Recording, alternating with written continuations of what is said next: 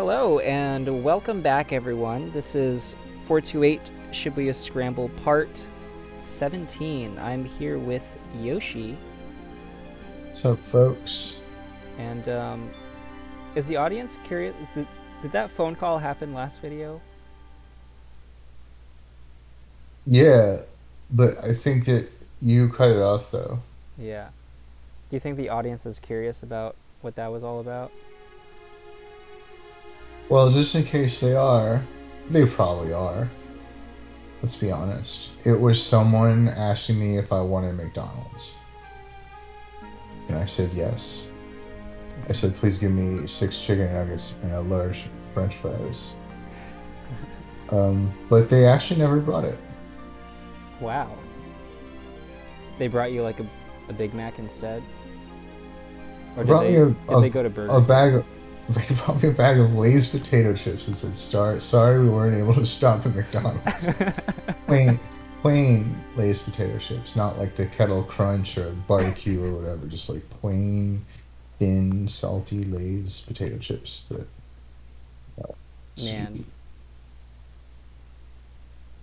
at least it wasn't like, I don't know, Pringles or something. I like Pringles. Wait, you think that's worse? I don't know. I feel like, hmm, I don't know. I Pringles, think like, I it's prefer one of those things Lay's a like little bit not more. real food. Like it's not really made from potatoes, right? It's like some kind of uncanny thing like spam or candy corn. Maybe it's like a mashed potato thing. I saw like mashed potato chips before, where they just like made it a really long chip. I wonder if that's how Pringles are made. You They think don't they're slice them. mashing the Yeah, they mash them so they can shape them into that little duck bill. Uh, do you uh, remember? Do you remember what happened last time? We're getting a little off track here. I'm sorry. last time we uh It's been a couple of weeks. no, basically no.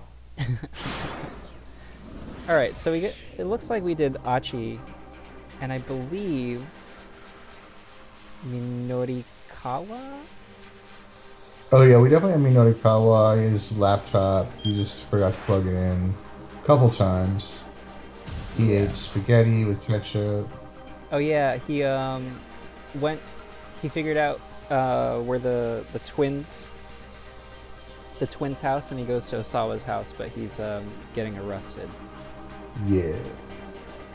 And there's a peep out. And with Achi, oh yeah, there's a lot of spaghetti in that episode. Yeah, people eat it with spaghetti in their mouths. Yeah, There's an ice cream contest yeah. that no one can beat. They went to this little mall arcade thing to get a change of clothes for his girl. Oh yeah, and then she disappeared. Let's see. So we have Kano open. We haven't done anything with Kano. Maria looks like she's opens. Oh yeah, because she had a bad end because Achi scared her and she ran into what's his name? Tanaka. Oh, Yeah. it's me, Tanaka. And we got to figure out how to fix Osawa's bad end. I think it has something to do with Kano, actually. Alright, maybe we should check in with Connor then. Yeah, he's the one guy we haven't touched yet. I'm gonna have to pull up the summary just to, there it is. He has the Syndicate's hideout with Stanley. Oh, he's got a pal, Stanley. They capture the Syndicate leader. They turn him over to Sasayama. Stanley's like, hey, they want drugs, not money. And then they find out, or they learn, they hear a rumor that Tateno has allowed him to escape. And so they go to the hideout, which is the plan all along, and they find everyone dead.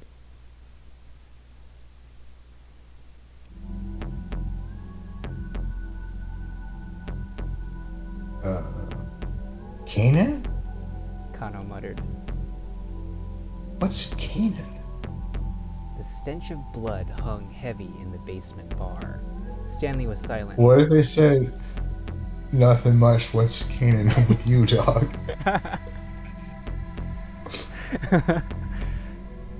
That'd be funny if those were his last words. Stanley was silent, staring at the criminal's corpse.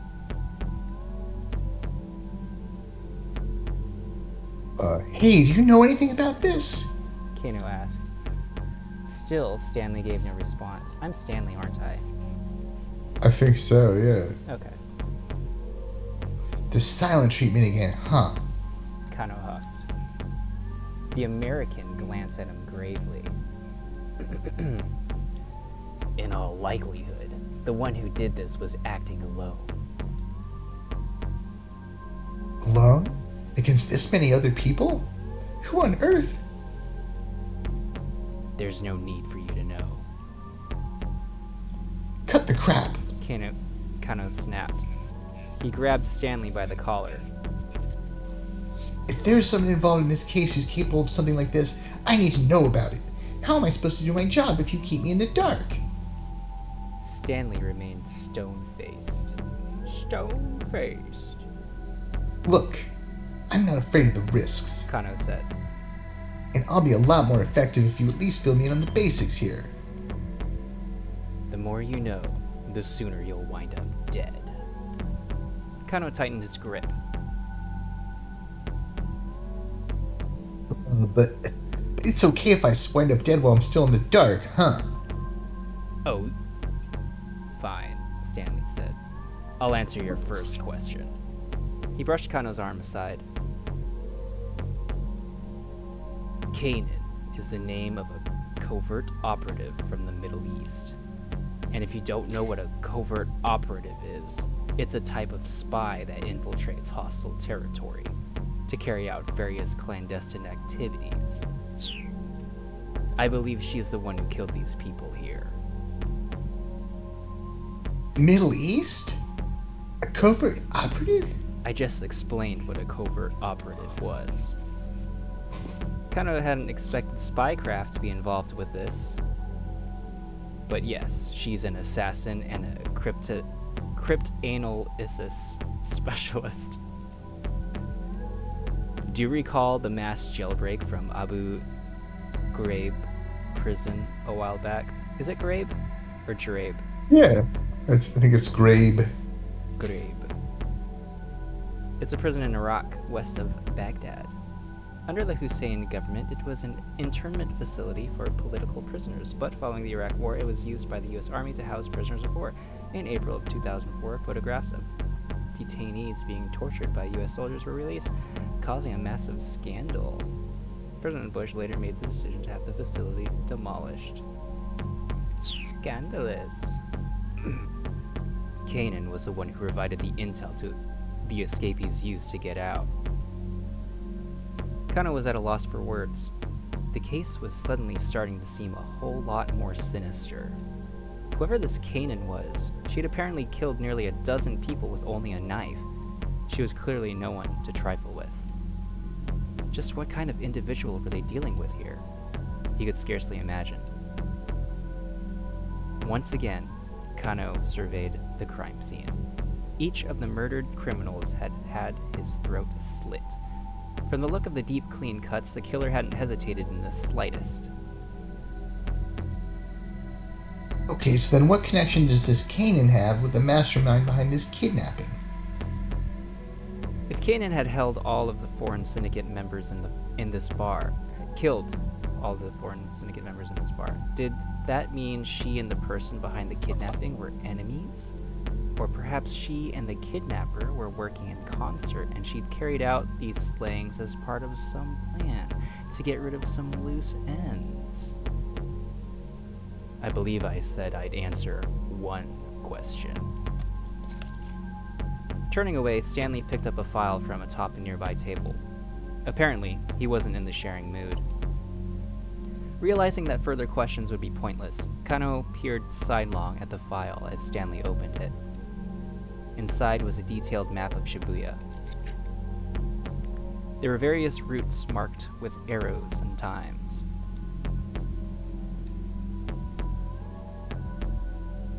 That's that's the plan for the ransom relay.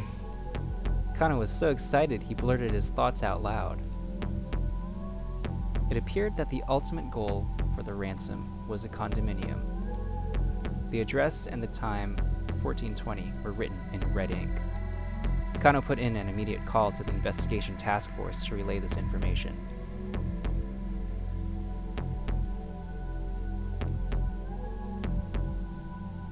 Final destination is Crown Hill number 405 in Hiro 534 Shibuya. All right, Kuze told him. We'll look into who owns the condo in question. I don't remember how I did this guy's voice. You and Stanley head over there now. I'm sending backup to go in with you. You have authorization to apprehend the suspect. Kuze out. Finally hearing the order that he'd so long been waiting for, Kano felt a spark of determination flare inside of him. All right, let's go, He said, some of his excitement slipping into his voice. Stanley, still solemn, closed the file and followed him out of the bar.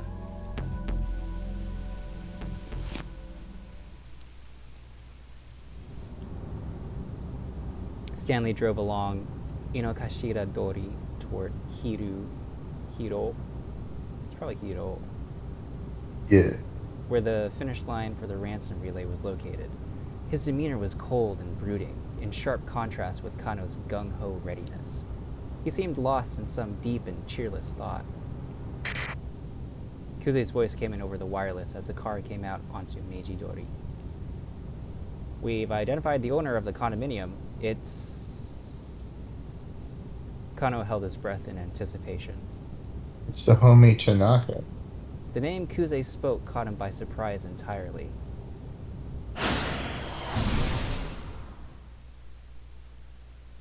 It's the homie Tanaka, isn't It's supposed to be. it? Yeah. So that's probably what this jump is, huh? Oh, maybe it's this jump. Anyways. I think we have a jump to break this keep out. There's also Mario Okay. that we can go to. Let's keep working on this. All right. We haven't done much with Kano quite some time. Don't worry, Kano. We'll be back. Oh yeah, pretty honey. All right.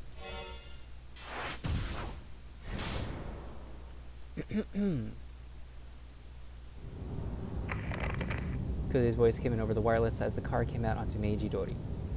We've identified the owner of the condominium. It's Mamoru Tanaka. He's a colleague of Kenji Osawa. What? Kano squawked. This was an unexpected twist. Kajiwara confirms that Tanaka left the Osawa residence at just after 1400 hours. No word on his movements since then. It's possible he headed to his private condo, where the attaché case is slated to end up. Any officer who runs across Tanaka is to apprehend him on site. Kuze cut the connection. This mastermind you've been chasing, Kano asked. is it Tanaka? Stanley didn't reply. Fine. Never mind. I just wish I could know if Toteno is safe. Still worried about that traitor, huh? So Stanley could ignore all of his questions, but still remember to make snide remarks. Talking about Toteno is the only thing that gets a reaction out of you, isn't it? Kano snorted. What makes you so certain that he can't be a traitor? Oh, wait, that's you. Oh. That's you said that. What makes you so certain he can't be a traitor? Toteno just isn't like that. The snort caught me off guard. That's not an answer, Stanley scoffed. All right. I've watched the man work for years. I know him. He has no reason to betray the Force. You've watched him work, huh? What about his private life, then? You know all about that, too. He hasn't had money trouble or anything like that. Kano felt his blood starting to boil. I don't care what you think. He said, I trust Detective Chitano. trust him? On what basis? I don't need any basis to have faith in someone. Kano snapped.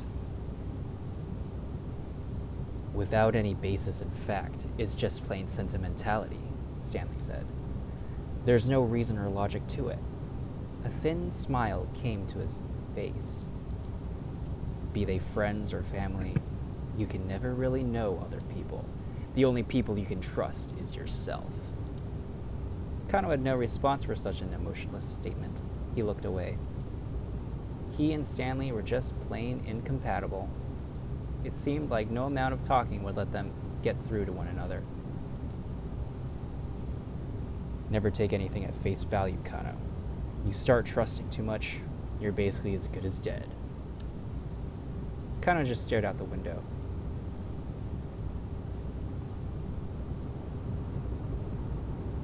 The Shibuya precinct came into view. Tanaka's condo wasn't much further now.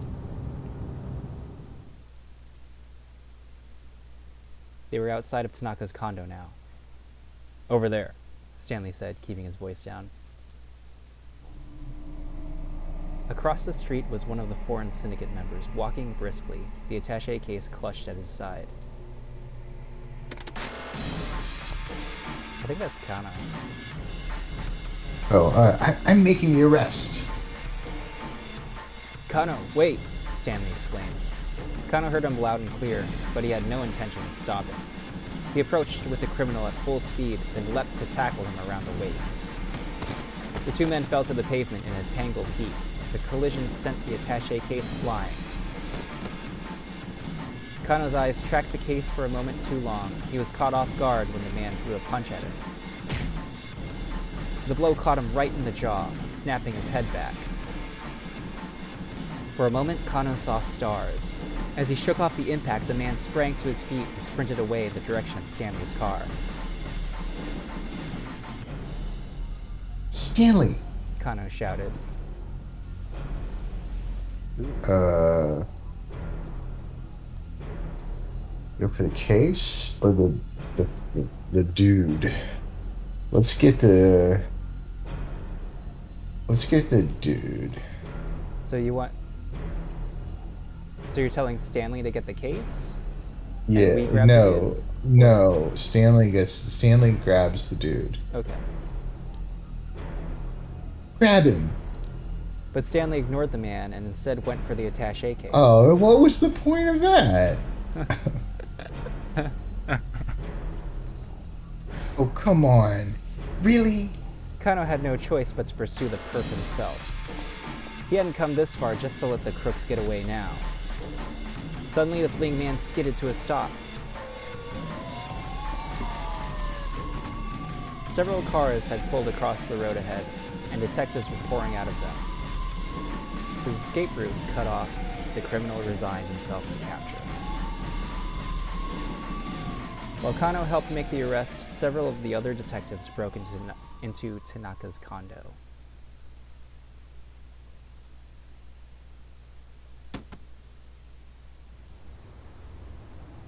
Stanley, meanwhile, was carefully inspecting the exterior of the attaché case. He'd already opened it. It was stuffed with bundles of banknotes. The 50 million yen ransom was back in police hands. This is a decoy, the American muttered under his breath. I wonder where... His words trailed off, but Kano had heard them.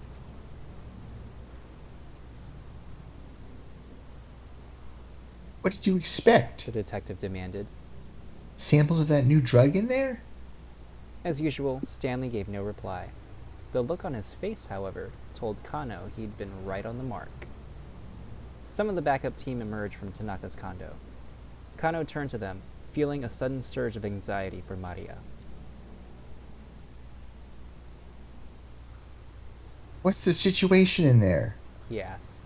They told him that they'd found no one in Tanaka's rooms, so the hostage's status remained unknown, and the main culprit had evaded capture.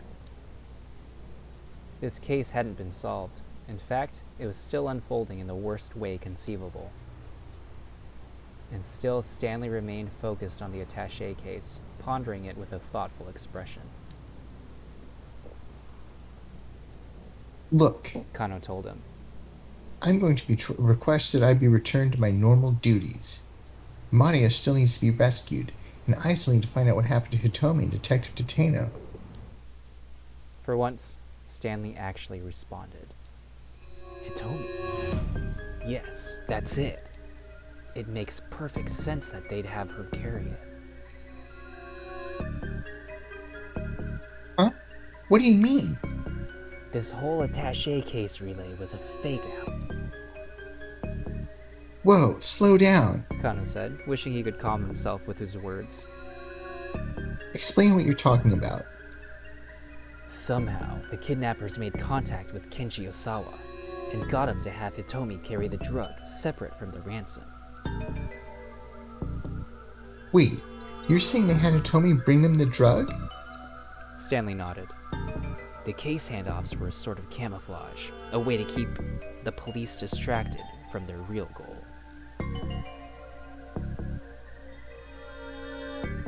Kano nodded. It had indeed felt like the case relay was a decoy, an attempt to buy time. If this syndicate were after something else entirely, that would explain why so many of their actions had appeared to make no sense. So, Kano asked. what sort of drug is this? Why would they go to such lengths to get their hands on it? It's an antiviral, Stanley replied after some hesitation. A way to cure people infected with a very particular virus. What virus are we talking about? It's called Uwu. Kano never heard of it. Still, he could imagine the possibilities. Suppose this Uwu was something like the Ebola virus. Do you think, have you ever used Umu? Like if you're doing like a sad, cute face? Moo? Yeah. No, I've never mooed. I don't know if I've ever even oohed to speak of. 1976 in the Sudan was where the Ebola virus was discovered. At present, there is no vaccine to prevent infection, nor any drug to cure the disease after it manifests. Is that still true? I think so, but not everyone dies from it. I feel like half the people die. Some people just kind of tough it out. Like the plague. Or perhaps HIV. It destroys the cells that are essential for regulating cell-mediated immunity.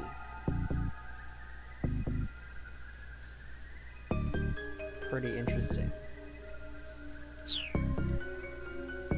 Even the all-too-familiar influenza. With three main types of the virus, A, B, and C. Wait, which is the good one? A and B causing the typical...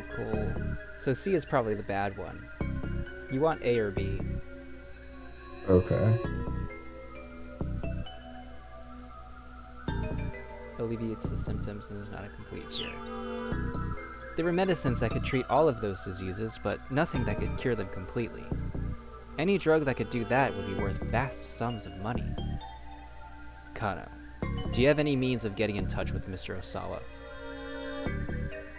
Yes, I know one of the detectives stationed at his home. Check in with him ASAP. Find out whether or not he gave the antiviral to Hitomi. Kano suppressed a scowl. It looked like he wasn't done assisting Stanley yet.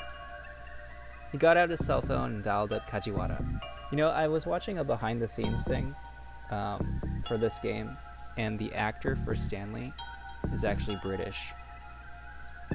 Oh, really? Yeah. That's weird. That's not. That's not. That's not canon. It's not canon. Uh, Kajiwara picked up promptly. Oh, I'm Kajiwara too. Kano, what's going on? Is that his voice?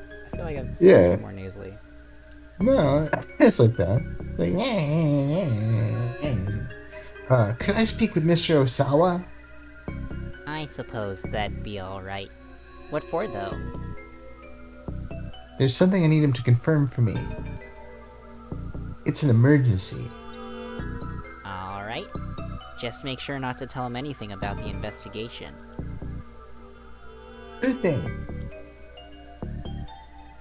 After a while, a man's hoarse voice came over the line. Osawa speaking. Can I help you? This is Detective Kano from the Shibuya precinct. Time is critical, so I need to just cut to the chase here. Kano took a deep breath. Did you give the antiviral drug to your daughter Hitomi? Osawa let out a gasp. Oh man. You wanna keep... I think we have another jump to him. Let me see. Yeah, I think this goes to Kano. We can keep going with Kano. Alright, let's keep going with K-Man, as I affectionately call him sometimes. What? What?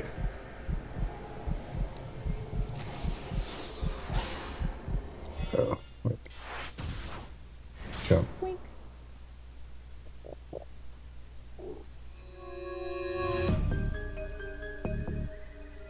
Did you give the antiviral drug to your daughter Hitomi?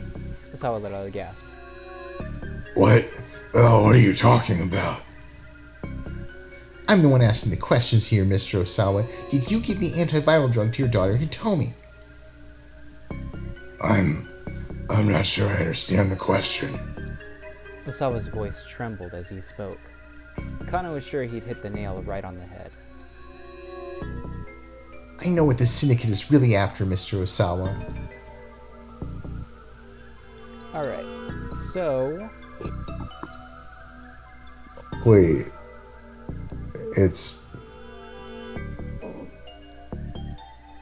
It's not really any of these things.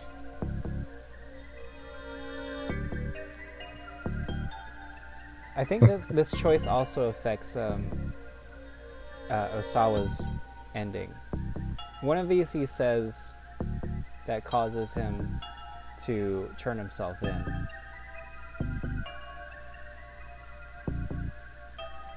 Alright, it's you.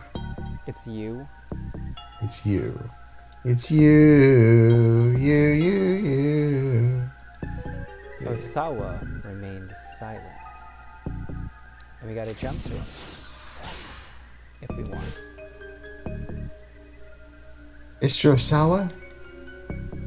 Is everything alright?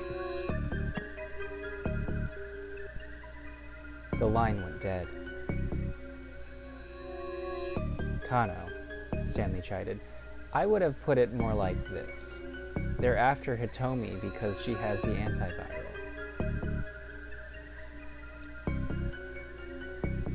Yeah, I know that. But if they're after the antiviral, that makes the person who created it a potential target as well, right?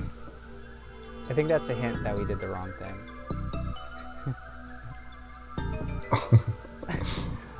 I mean, it's probably not good that he's correcting us, yeah. Indeed. Looks like you do have some brains after all. Stanley flashed Kano a thin smile. Now it was clear why the criminals were after Hitomi. Let me check on... Well, it did open up. So maybe something is different there. He saw an uneasy look on Stanley's face. Something on your mind? Kano asked. Stanley responded with a question of his own. If Hitomi was carrying the antiviral, how were the criminals planning on getting it from her? Kano thought for a moment. Well, taking her by force to the Scramble posed too high a risk. he said. There were nearly 100 detectives there, and they must have guessed there would be. That's why they devised the attaché case relay. They wanted to abduct Hitomi somewhere away from the Dragnet's notice. You went like a Porky Pig there for a second. It's hard to stutter in a fake voice. This was the plan Unless Porky. that all the signs seemed to suggest, Still, he added. I wonder how they managed to lead her away from police protection. A look of revelation crossed Stanley's face. All they'd need to do was convince her to go of her own accord. But how? Kano asked. And then it came to him. He thought back to Hitomi's initial contact with Tariq al-Karawan. Just before he'd taken the attaché case from her, the two had a brief conversation. It was possible al-Karawan had given Hitomi some form of instructions then.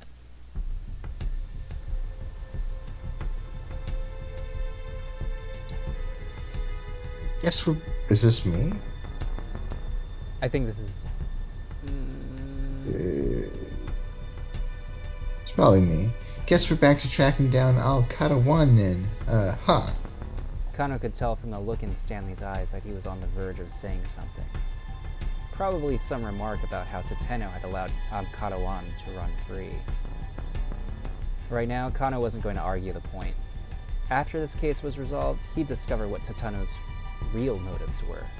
And once he did, Stanley would eat his words. In the meantime, We can't just wander around around looking without any leads. he said.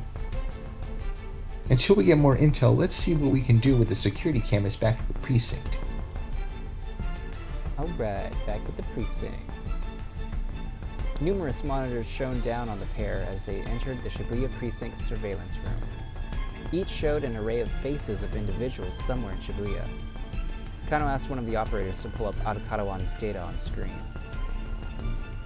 By selecting each of the faces on the monitors in turn, they could run comparisons to determine if anyone among them was Al-Karawan. One by one, the operator made his way through the faces. Assuming their target was still in Shibuya, there was a high likelihood they'd find him. But the minutes ticked past, and there was still no sign of him. Kano's tone grew more and more impatient as he directed the operator's search. "Just calm down," Stanley said. He set a hand on Kano's shoulder. "Ooh. You keep wasting your energy when you don't need to." That's just how I do things. Kano replied. I'm energetic because I care. He pointed out another face to the operator. "Well, you're setting yourself up for a short life." With a sigh, Stanley sank into a nearby chair. "My brother was like you." The American spoke so quietly that his words were barely audible. 10 minutes later, a man clad in black appeared on one of the monitors. The operator lined up his cursor. The comparison check confirmed that it was Al-Karawan. Yes! Kano hissed, pumping his fist. It appeared that their quarry was simply walking around town, calm and composed.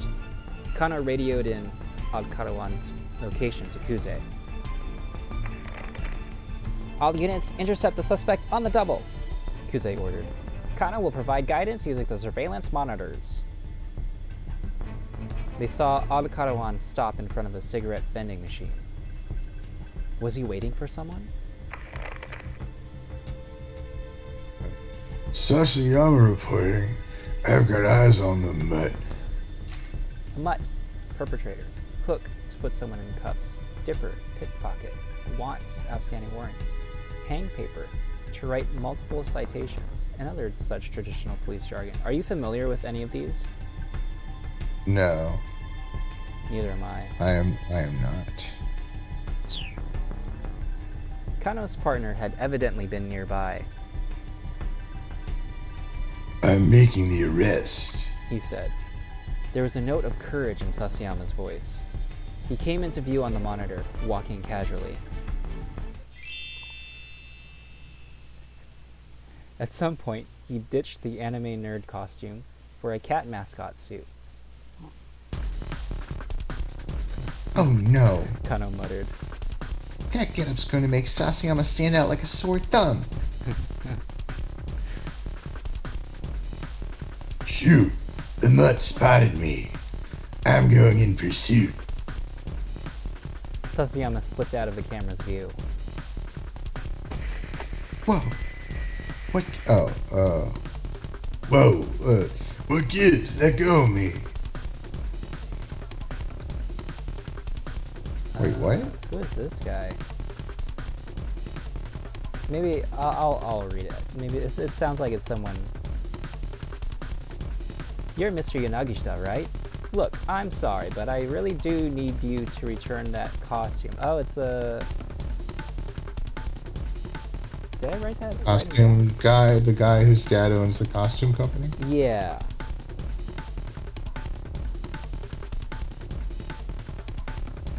I have suit guy written under your name, but I don't know if that's the same guy.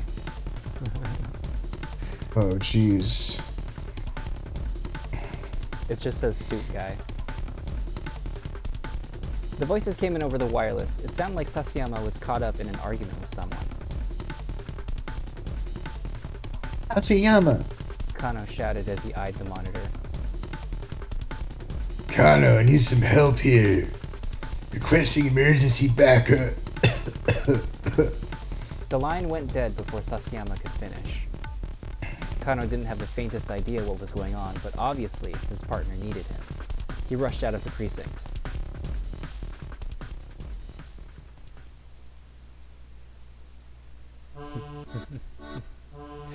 When he arrived on the scene, he saw Sasayama still in the catsuit, caught up in a scuffle with a man he'd never seen before. There was no sign of Abkarawan. Sasayama, what's going on? That's an excellent question. Sasayama replied. This guy just came at me out of nowhere. He sounded pretty riled up. Do you want to voice this guy, or should I continue to do it? I'll do it, I guess, if I was supposed to do it. I don't have any notes. sir, on him. sir, I need you to return this costume. My boss is very insistent on that point. The man was panting with exertion, shouting in Sasayama's face. Nailed it. Nailed it. Was he the owner of the suit? What's the deal with that thing, Sasayama? Kano asked. Bought it at a variety store on Center Guy. Figured it'd be a perfect disguise. I didn't steal anything. Sir, I'm telling you, you need to give that back. And I'm telling you, I've got no idea what you're on about. Sasayama stamped his foot. Realize that you're not Mr. Yanagishita. That isn't the issue. I just need you to return that costume. Alright, sure, I'll give it to you. I just need it a little longer, so let go of me. I can't do that, sir. I need you to get out of that suit right now. Yeah, I get that, buddy, but no can do. It's like I told you before. The zipper on this thing snagged. Kano watched as the argument descended further and further into absurdity. Meanwhile, Abkarawan was getting away. This was ridiculous. He turned to go in pursuit of the suspect. I don't even wait. Sasayama called out. Come on, help me out, man. Is your voice okay? Yeah, it's a little scratchy. We'll get through it. This part's probably not going to go much longer. Huh? Help me get this thing off. Now really isn't the time for this. Kano replied. I'm going after the suspect. Oh, I get it. You're gonna ditch me here so you can take all the credit for yourself. Whoa, what? I was this close to nabbing the guy. That arrest is mine to make, and you know it. It wasn't as though Kano couldn't empathize. If Sasayama hadn't been blindsided by this random stranger, he probably would have caught Al-Kadohan just fine. Alright then. Kano said. He reached for the zipper at the back of the catsuit. But, as Sasayama had said, the metal fittings were snagged and refused to budge. Hurry up. I'm trying. There wasn't time to do this slowly and carefully. Kano yanked down on the zipper hard. Stop. The stranger shrieked in alarm. Don't be so rough like that. But if I don't, I'll never... You mustn't. If you aren't careful, you'll cause malfunction. Malfunction? What the hell was this guy talking about? Kano got an ever firmer grip on the zipper and pulled again.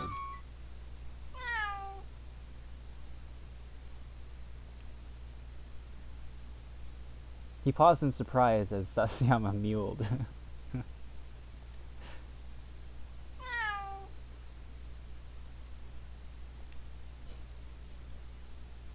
Again, Sasayama let out a little cry. Except it didn't sound like Sasayama's voice at all.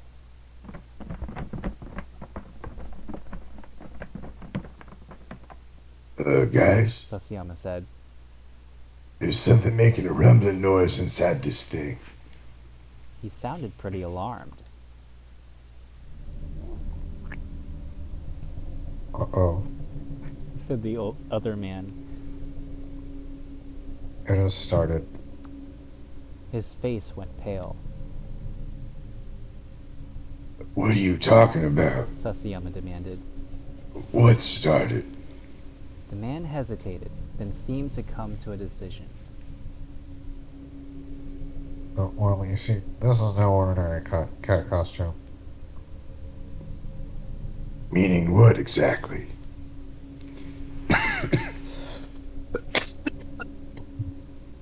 Excuse me. Our shop rented this unit out by mistake. Oh, I had no idea it was anything so horrifying. Not until the boss filled me in a little while ago. What's horrifying? You're not answering the question. The man's gaze grew hollow and distant. Cats. He said. For a moment, there was only silence. Then Sasayama spoke up nervously. Well, yeah. It's a cat. I know that already. No, you're not listening. This isn't cats. Like I said, I already know it's a cat. Anyone can see that just from looking at it. No, not a cat. Cats. Costume as transmission system developed by Far East Costume Rental's high-tech department. There was an official corporate notice saying, "This is just a prototype and potentially dangerous, so do not lend it out under any circumstances." But it was accidentally rented by mistake. Wow.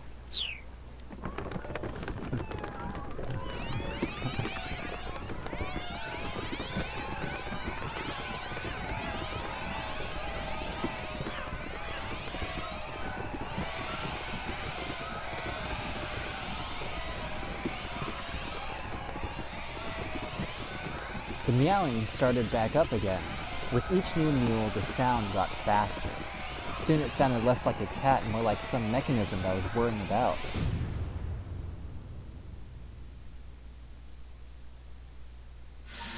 There was a sudden, fierce, blinding flash.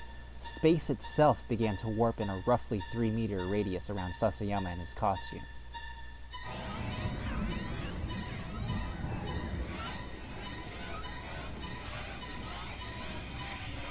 A moment later, Kano and the others had vanished.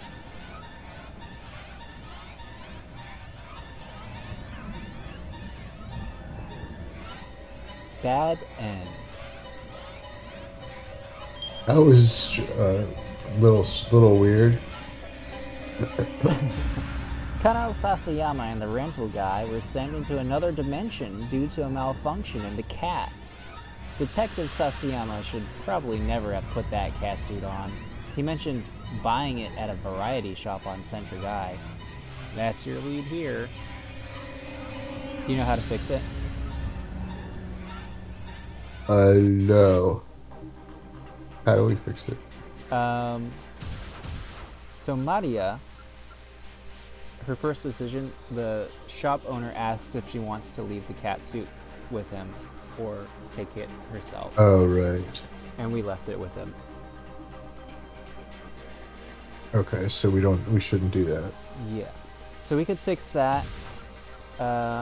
We could also continue with her story. Let's see what else. Do we have an Achi jump? I don't think so. Minorikawa looks opened up, and Osawa's is opened up also. Should we do another one? Or should we just like fix Kano and move on? Or Let's fix Kano and move on. Okay. Oh, I hit the wrong button.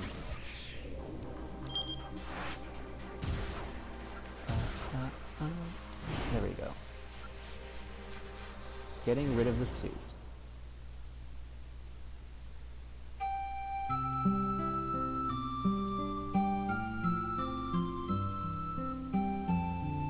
Alright.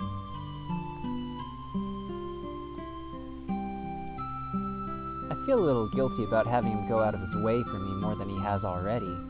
Maybe I should deal with it myself. He looks a bit disappointed when I tell him that.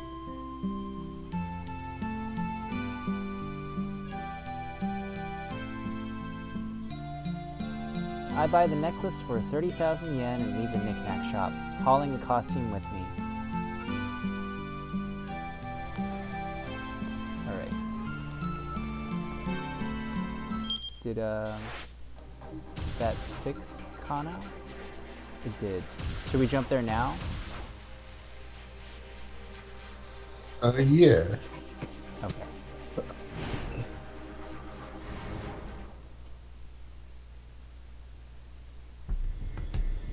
10 minutes later, a man clad in black appeared on one of the monitors. Let's see, can I go farther? There we go.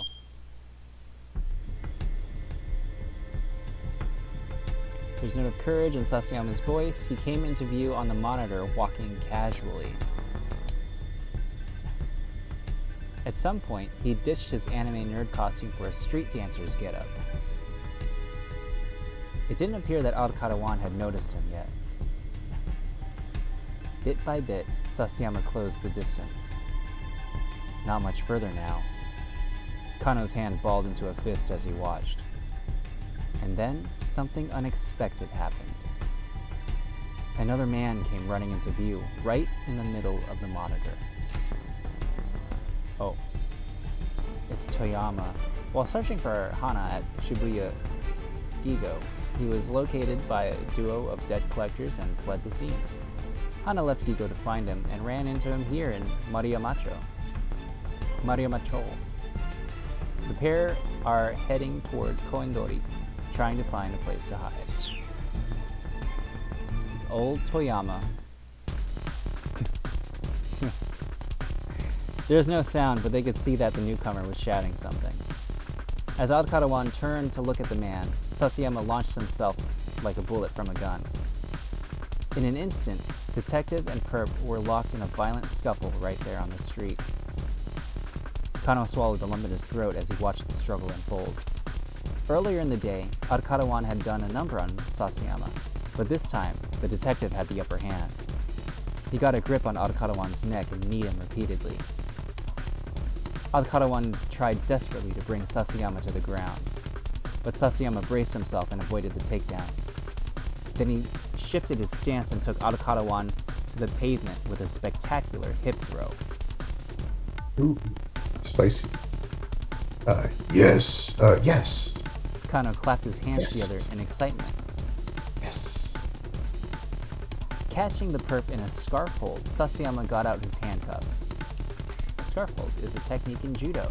It involves wrapping an arm around the opponent's neck while performing an upper body pin, like a scarf. Scarves do that to people all the time.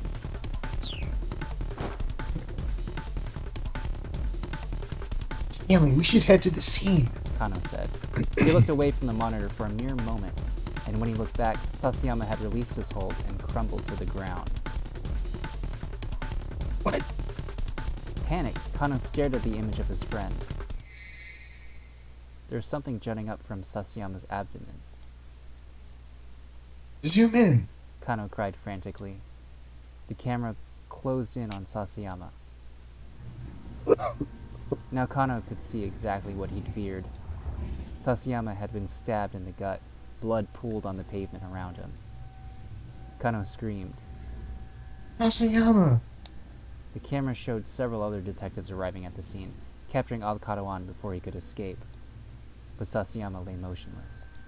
The pool of blood around him spread further and further across the pavement. Unable to look any longer, Kano rushed from the surveillance room.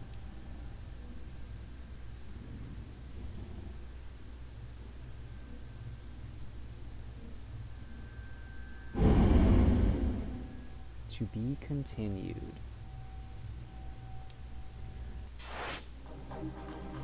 Welp.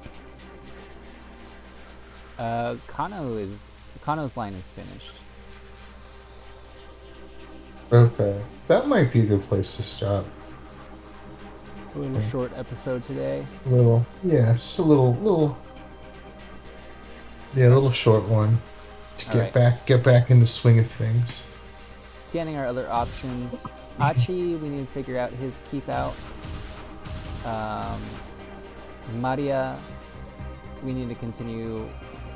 I think she's open because we made that choice about the catsuit, and Achi didn't scare her to that other guy, Tanaka. Osawa seems to have something going on, and I think Minorikawa's is opened up also because of that. So I think everything except for Achi is open for next time. So that's exciting. Okay, cool. Yeah. It's a very Kano episode. Oops, Yeah, all I Kano. had to focus on Kano for a bit. So, do you have any thoughts? What are your impressions? Any predictions? I think that Do you think you're going to do that Sasayama voice ever again? oh yeah. I mean, when you gotta give the people what they want. Like, hey man, it's me, Sasayama. I'm dead. I'm so sorry I died. No, he'll pull through. I think Sasayama's gonna pull through because he's a trooper. I think that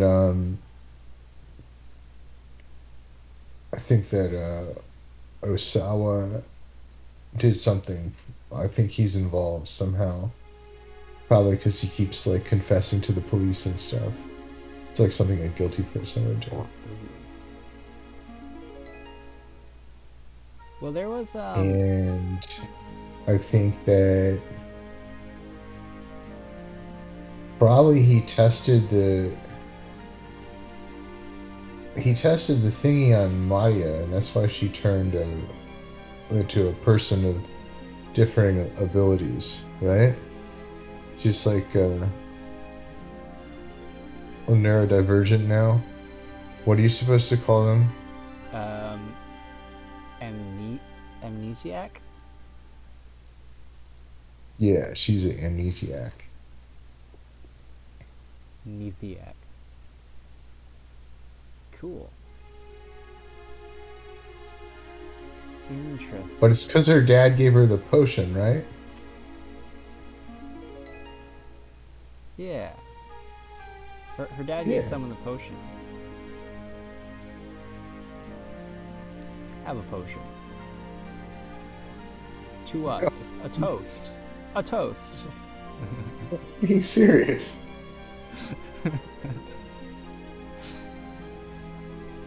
Yeah. Anyways, those are my predictions. Cool. Good to know. I'm glad that we finally got like some predictions on this show. I predicted something last week. That's true. I don't remember what it was though. Is that she will be the person who wins it? She's going to do the ice cream eating contest, and she's going to be the first person to win. That's true. These are some good theories. But yeah, I know how these things work. This isn't my first rodeo. This isn't my first visual novel. I mean, it is, yeah. Do you have a food-related talk prepared for the closing? We always close with talking about food. Or should I bring up bread again? You talking about bread? I mean, is there any news on the bread front? You can't just talk about the same bread you talked about last time. Yeah, what did I talk about last time? Was it mayo bread last time? Yeah, I think so. So it's been a couple of weeks, so there are like 2 other breads that we did. We started trying to mix things inside the dough. So 2 weeks ago we did jalapenos, and it's supposed to be creamed corn. There's supposed to be corn in it, but we accidentally picked up corn cream, which is like the opposite. It's just like corn without any corn pieces in it. But it was really what? good. But that's what corn is. It's Yeah. corn pieces. You mean it was just It was like ground. this sugar water? It was ground into a paste, Uh, so it wasn't like just like corn chunks or anything, which is what was supposed to be in it. But it was still good, especially with the jalapenos. And then you just like put cheese and strawberry jam on it, and it's really delicious. ooh. Yeah, jalapeno bread sounds like it's up my alley. And then last weekend we did one with black sesame seeds in the dough. And then we tried filling it, where you like put this filling. We had sweet red bean paste, and we mixed the sweet red bean paste with like a little instant coffee, so it was like coffee flavored. And it was pretty good. Ooh, that sounds very Japanese. Yeah. I don't remember what this week's is gonna be.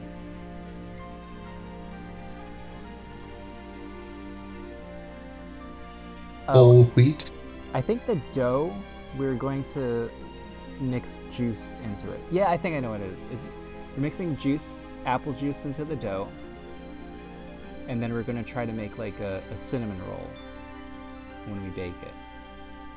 Oh. That's it's pretty wacky, pretty off the wall. It sounds good though. It sounds like it'll be a hit. I'm glad we started experimenting sooner than later. Because before, Yeah, we you were don't just going to wait go till- down with experimenting with like different doughs. But figuring out like what to fill it in and what would match that is Makes it a little more interesting.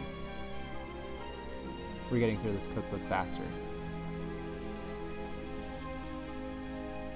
Do you have All any, right. Do you have any bread suggestions? Off the top of your head? I don't know anything about bread. I usually get the plain one or potato. Potato You bread. make a potato. You could put potatoes in your bread, like a Pringle. Like you could grind them up. Hmm. I don't know Maybe. if potato bread's made with potatoes. Have you heard of like? Daikon. There's like yakisoba pan, which is like bread with just yakisoba noodles in it. Like whole noodles? Yeah, just Or like like they're ground up? no, just whole noodles.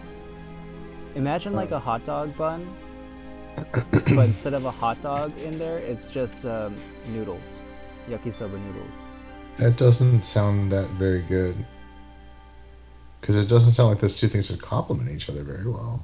It's just like double the carbs, Yeah.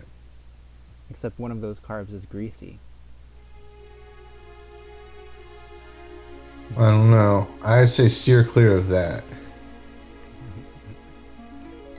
Maybe we'll try it, or maybe we'll use like ramen or udon. No, that just sounds weird. It's probably not bad, as long as like the noodles are, I guess, salty, have some flavor to them. If it's just plain noodles, I don't know. I still think it sounds kind of bad. But I've seen a similar thing where it's cake inside bread. There's like a slice of cake. It's like a slice of cake sandwiched between two slices of bread. So it's like a cake sandwich. that also sounds bad. I haven't tried The it. sandwich is supposed to have like ham and cheese. Something that What are they doing? isn't just over like bread. there? Yeah. Anyways, that's a good note to end the episode on. That's today. That's it. That's it for today's breadcast. If you want to try different sandwiches, look into cake bread or cake sandwiches, or I don't know. Don't though.